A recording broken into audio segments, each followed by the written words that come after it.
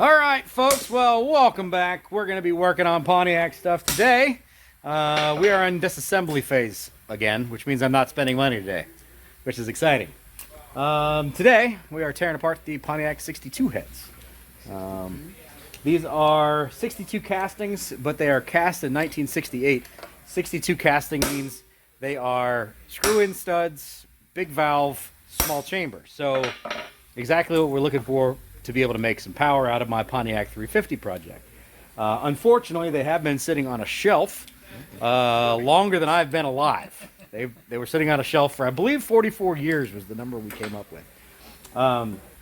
Which also means they don't have hardened exhaust seats, because back in these days you ran leaded fuels. So we've got a lot of work to do in order to be able to figure out what exact... Oh, those come out just wonderfully.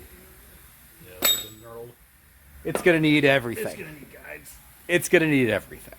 But in order to do that, before I take these up to Bob McVeigh and we go through the whole process, we have to disassemble them. So Rich is going to use a hammer, apparently, to do most of the work mini slab on the disassembly process. But today is a disassembly day. So get that head torn down, get all the valve springs and everything out of this thing, get the valves out. And then we've got a hot tank around the corner. We're going to toss them in to get these things all fully cleaned up.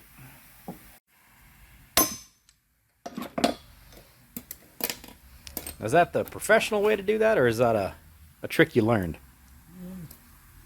I'm not a professional machinist, so... Blame it on that? I'll blame it on that. That's a professional trick. But it is effective.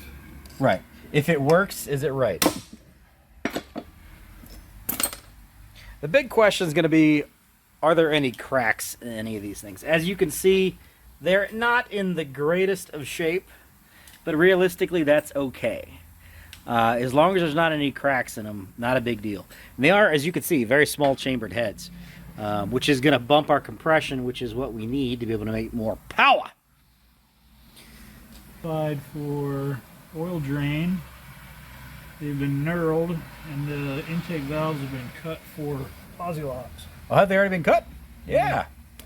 I wonder, have both of them been cut? Well, that'll be interesting to see. Maybe there's less machine work than I already think there's going to be. That would be good news.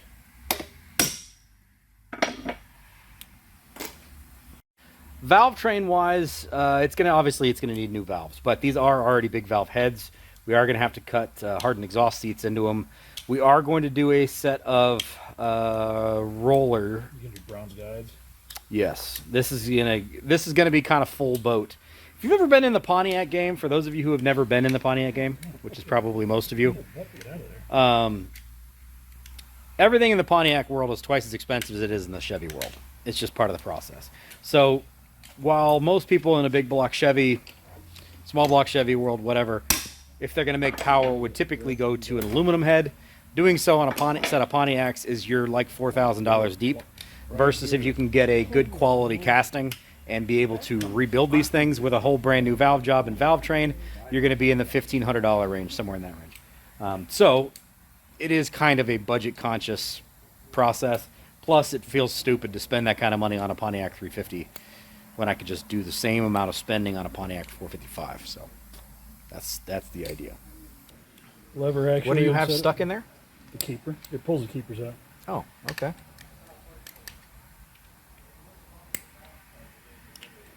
It's got magnets inside of it to grab the keepers when you hit it with the hammer. Oh, okay. Oh, there it goes. got it. It's alright, you're not using that anyway. Yep, not going to use that.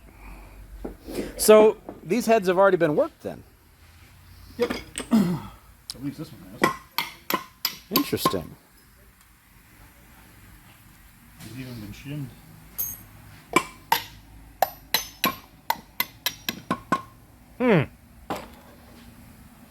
Life is like a box of chocolates. And these are not matched heads. They're both 62s. Similar date as far as casting wise, but they are not matched heads. So it's very possible we have a combination of different things that have been done here. You can see this one's painted, whereas that one's all bare.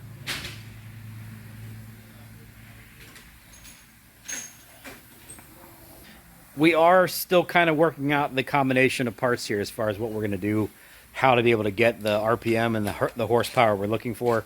Because we're not going to be doing any kind of a stroker kit on this, because we're not really going to be upping the displacement, we're going to have to find everything power-wise in camshaft, compression, and valve train. Free up as much possible horsepower as we possibly can. These heads are also going to get ported and polished probably as extensively as they can be, because we need to get every little bit of airflow we possibly can out of these heads. That'll be the following video. You're going to be doing a roller up. Yes, we don't need the rockers. You don't need the nuts. I don't believe so. They should come with locks. Should come with poly locks. Right? Yeah.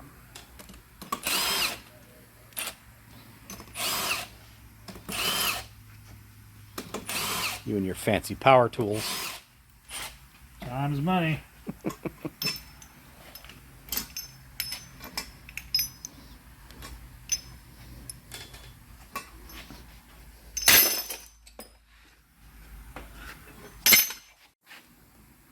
Not horrible.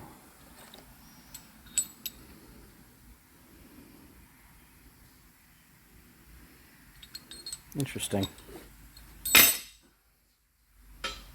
Well, that's not necessarily always a good thing. Right. Unfortunately, sometimes when somebody else has already been in there, if the work has been less than optimal, you may end up with more headaches than you want. But we'll see. Once we get them up to Bob's, we'll know for certain. We'll go through all the testing and checking. Toss this guy in the acid bath. Those look great.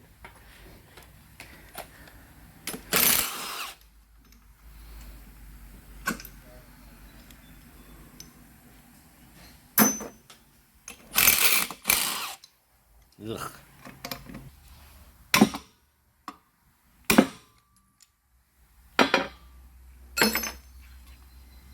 Those have not been done. So these are probably They're virgin. mismatched. Yeah, they're definitely mismatched. Factory.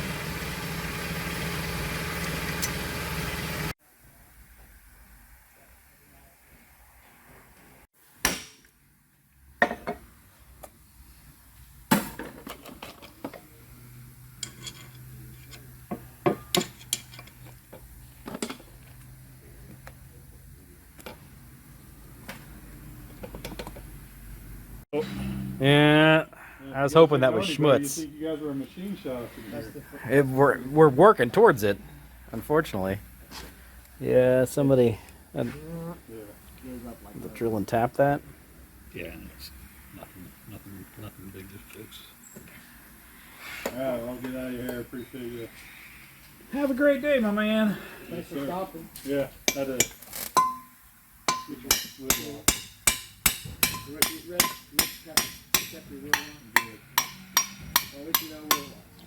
Yeah, right. Ooh. Get out of there with under 200. Oh. All right, gentlemen. Thank you.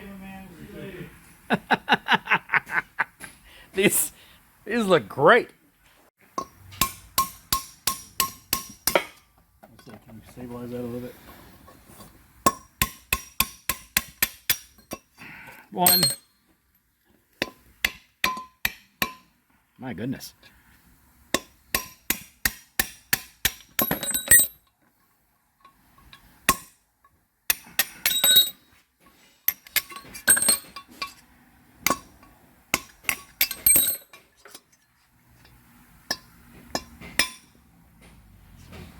I see a little carbon buildup in there.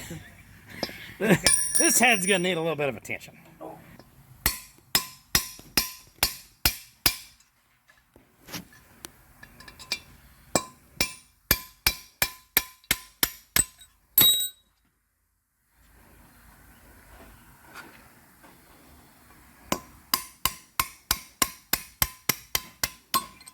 Say he's cocking his leg. And Man. that's not a good sign. Well, just chasing it around the table. All right, these heads are gonna need a little attention. Yeah, these are pretty rough. Again, that's okay. as long as there's no cracks. There's tons to fix for flow. Yeah. Like, Yeah. wow, there's shelves in it. Yeah. There's some cleanup work to be done.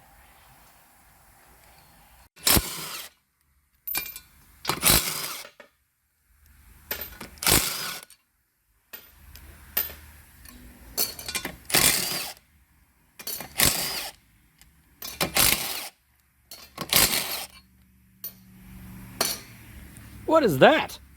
Is what? Insulation? That looks like Home insulation? home insulation. Yeah. Hello, mouse. Okay. You can see under the valve here, somebody's already done a little bit of work. Not very good work, but somebody's done some work. Hopefully that doesn't introduce more problems than help. But ugh, we'll see.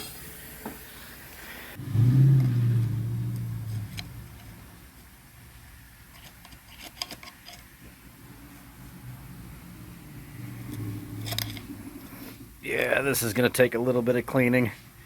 I'll try to get the majority of this gunk off of here before we toss them in the tank. Just spend a little time doing it by hand. All right, heads are semi-cleaned up. They're ready to go in the tank. Hot tank needs to warm up, so we've got it plugged in, so it'll be ready for tomorrow. We'll run it in that, and then once it comes out of that, this is kind of your acid bath and agitator. We'll toss them in the closet. That's basically just a hot shower closet, and if we really need to, we've got our vapor hone over here. We can toss them in there and make them real pretty. Before anybody gets super upset about us hitting those valves and keepers and springs with a hammer and pulling them out that way, we're not reusing any of that stuff. Those, I don't know if you heard that part, but it's going to have an entirely new valve train in it. So if it damaged one of these valves, don't care. Not going to be reusing these old heavy valves anyway. As you can see, they're not in the best of shape. They're going to get replaced with new pretty valves. But you do risk, you know, if there's some bind in the guide there, you can end up bending one of these valves, which can create a little bit of a pain in the neck, but not a big deal. These are my 1971 Pontiac 350 heads. And you can see that this is really exactly how a bone stock original set of heads is going to look. And eventually we'll get these back together on the motor for my 1971 Le Mans, but that's what these guys should look like once they're all nice and cleaned up. So we'll get those things tossed in the acid bath in the morning. We'll see you then. Like it's just now.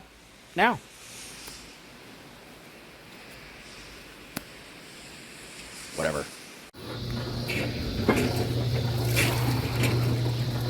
Stir in the stew. Stir in the stew.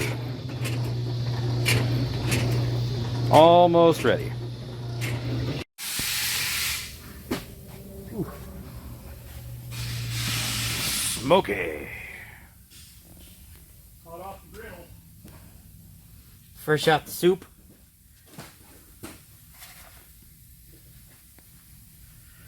All right.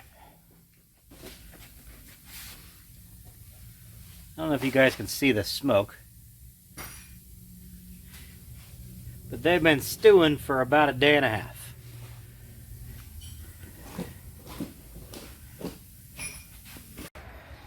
All right. Well, these have been sitting here cooling off for the last couple of days.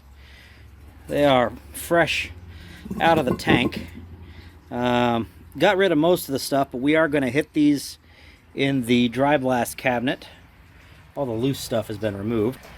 But we have a dry blast cabinet we have loaded with aluminum oxide and walnut, which is kind of a aggressive, semi-aggressive stripper to be able to knock all of the loose rust and other schmutz that didn't come loose in the tank. And then we're going to put it in the vapor honing cabinet in order to be able to put kind of a finish to it, a much cleaner look to it. And then we'll take these suckers up to Bob and we'll see what we got. So we get these on the hand truck, dolly, excuse me, depending on what part of the country you're from. And I'll get these over to the drive blast cabinet. We'll start doing some blasting.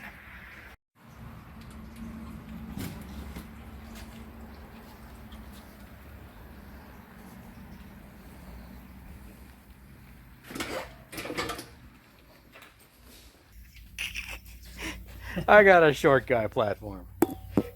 That's funny. Thank you. I appreciate that. Just trying to think of it.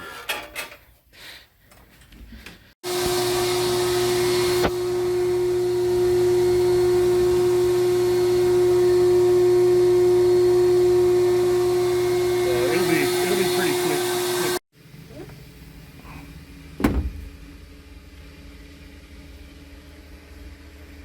Those are cleaning up pretty nice.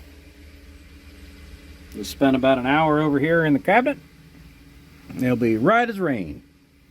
Then we'll put a finish on them in the vapor home. All right, got a little media left, so, but she cleaned up all right, knocking all the surface rust off and such. Pretty good. Pretty good.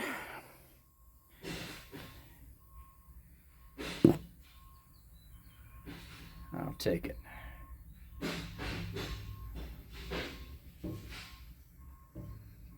All right, let's toss it in the vapor hone. Put a final coat on this thing. Give it a A-OK finish, which should be pretty quick.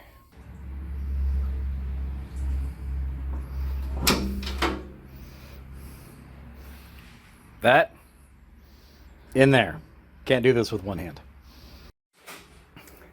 And we have the one with a turntable on it, so we can adjust as needed. All right, let's get vapor honing.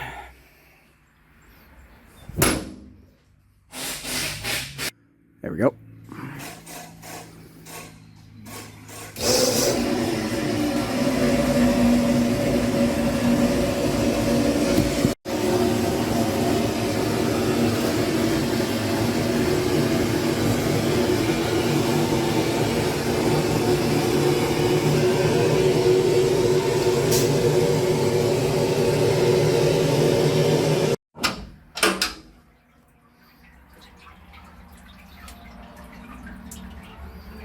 Yeah, buddy.